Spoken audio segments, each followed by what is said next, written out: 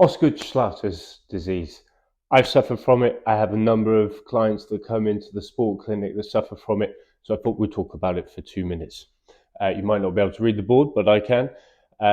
Osgood-Schlatters is a condition that causes pain and swelling where the patellar tendon attaches to the top of the tibia in the tibial tuberosity, which if you feel your kneecap and then there's a bony bit, if you've had Osgood-Schlatters, then you'll have a particularly bony bit, that fleshy bit in the middle there. It is prevalent in young athletes predominantly.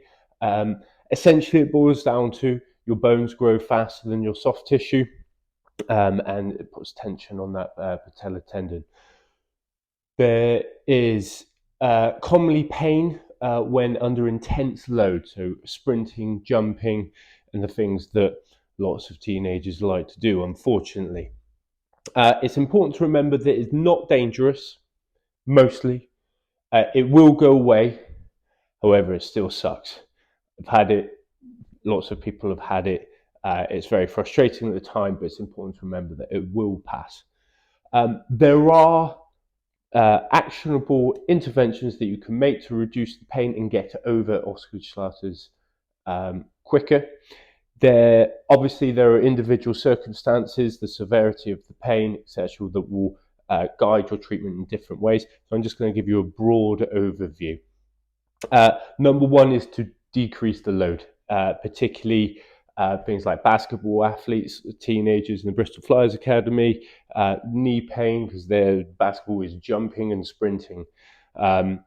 If the pain gets intense that it's affecting their performance, then they need to decrease their load, maybe talk to coach, and either reduce their minutes on court whilst playing, or reduce, if the games are important, reduce the training hours, training time, or go to and then spend half of it working on skills rather than overloading the knees.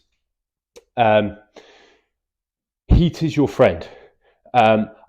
You can ice your knee if there is swelling and it's really painful and you want to do that as a painkiller, but that closes up the capillaries and reduces blood flow, which we want to avoid generally over a long term. Heat, however, I advise people to do heat before their rehab and heat before their warm-ups, before they go on to train or perform. Can be useful post-exercise or post-event as well, but mostly it's effective beforehand. So it's important that, and commonly lots of teenagers will have very tight quads, hamstrings, and hip flexors, which often gets overlooked. You need to try and keep those loose. You can do that via massage, which is why people, when I have clients with Osgood-Schlatters, I make sure that I give them some massage as well. And some people come every couple of weeks, or when the pain gets too much. There's also a little self-massage that I teach people to do, essentially where that patellar tendon is. You can push that finger in and glide it over. It might give you some relief. Some foam rolling as well is great,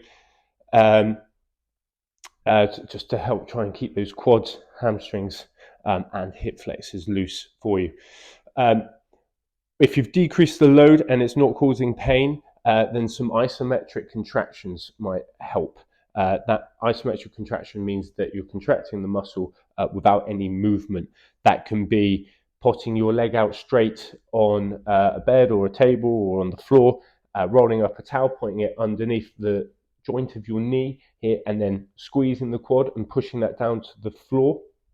Or you can do that either seated or sat down against the wall with either your foot between 60 to 90 degrees, pushing in against the wall, or with a band around your ankle, and then holding that for about 30 seconds. Rest for a minute or so, then another 30 seconds, and ideally 2 to 3 times a day, as long as the pain isn't increasing. If it does, then you bring that down.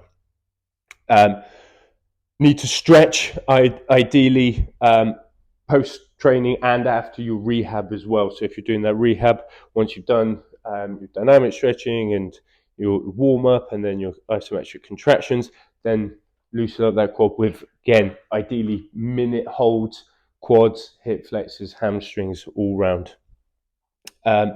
Hopefully, with those interventions that will reduce the pain, help you either get back to sport or life.